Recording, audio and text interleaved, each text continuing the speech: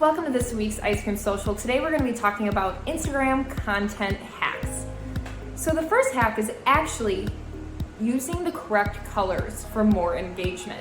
Did you know that the color blue actually gets 20 to 30% more engagement than any other color? So that means include a blue sky, a blue label, or anything blue, doesn't matter. You can also use a very muted background in order to get more attention to whatever your product is.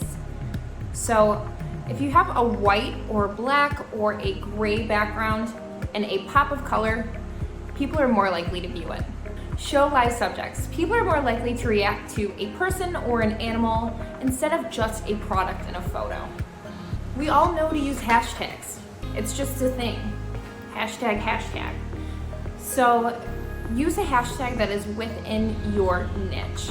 And also use hashtags that aren't so crowded with other people's posts. So try to use it for 10,000 or less posts instead of like the millions, because your post is never going to be seen.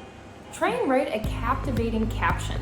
So if you ask a question or even make something that's going to pull someone in to read the caption, it will make them more likely to comment on your post. The more comments you have on your post, the more engagement, and the more likely people are going to see it on their feed.